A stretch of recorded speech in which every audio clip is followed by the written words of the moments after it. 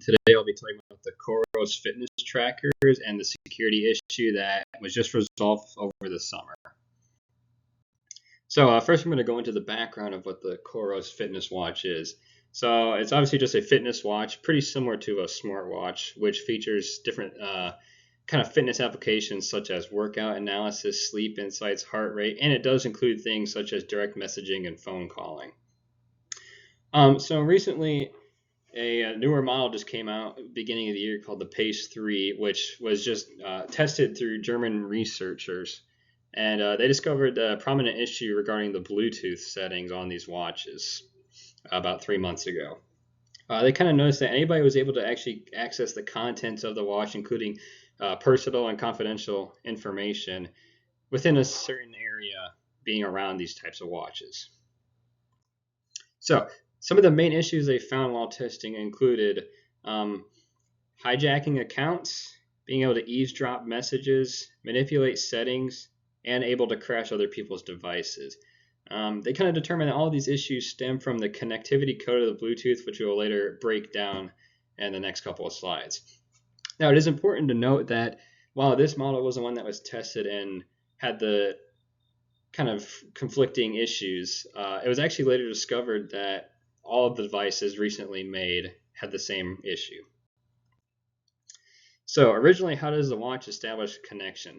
So it communicates with an assigned mobile phone via Bluetooth Low Energy. This is just a standard Bluetooth connection made with any different device. For example, an application on a phone is used and you can connect to it through Bluetooth. So first, people who purchase these watches have to have the app on their phone in order to record all their personal information. And this app connects to backend services through HTTP or HTTPS encryption, which is fairly standard. Next, once the watch is actually powered on, it advertises itself over Bluetooth and it displays information such as the local name, battery service, and kind of any other sort of device specifications. And we're going to go ahead and talking about what advertising means itself in the next slide. And it is also important to notice that this issue is not contained on one specific type of device. It works for all devices such as Android, iPhone, all the above. So going back to advertising, what is BLE advertising? And this is where the main issue occurs in this watch regarding security. So first, it enables devices to communicate without making a direct connection. This means that anyone in a local area is able to connect using advertising. So this process works by sending out small packets of data at a time in the form of a signal for connection. Each packet is about 31 bytes, and the packets are sent to all devices within a certain area. So looking at this device and diagram here on the right, we're able to see technically four different devices. The bottom three are, for example, just somebody's headphones. These headphones send out advertising packets to nearby areas, and that's a form of connection through Bluetooth. And in this specific example, there is an attacker who is able to pick up and receive these advertising packets if they're sent to the wrong location. Now, this is where the main issue of the Coros Fitness Tracker comes into play.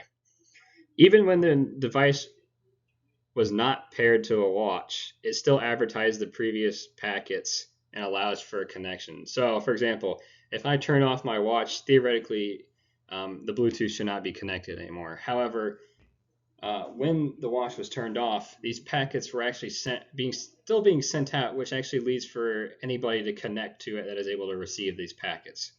And again, it does send out an advertising packet to any device in the area, not just one specific device. So again, advertising makes these devices allow for a public connection. So next, the watch does not support Bluetooth secure connections, which uses an elliptic curve Diffie-Hellman type of key exchange. This is a standardized key exchange for all sort of Bluetooth devices. And Coros decided not to follow that. Instead, they're using an older version called a short-term key, which means it relies on a temporary key, which, as we know, could easily be guessed by a potential hacker or brute forced into obtaining the key. And Also, the watch uses a just works pairing method in their code, which does not provide protection against adversary in the middle attacks. It also does not protect against man in the middle attacks. So overall, just the type of method that they're using in their Bluetooth connectivity code is easily able to be hacked into by anybody. So overall, the Coros Pace 3 model has a Bluetooth security issue which led to these potential attacks. They use an old-fashioned form of security which can easily be hacked into, and it also allows to have the issue where advertising packets can be sent to anybody within a specific location. So advertising over a non-connected device makes it public, which leads to anybody being able to access this sensitive information on these devices, which, as we know today, is one of the parts of the CIA triad when it comes to security. They were able to actually go in and change some of the code so that the advertising packets would be turned off once the device turned off, and that they updated their key exchange code so these types of issues don't happen in the near future. And this was later applied to an update on all their devices going around. These are some of the sources I used if you want to take a look more into it. The second article here goes more into the direct code and how they did these research techniques into discovering many of these issues. Thank you very much.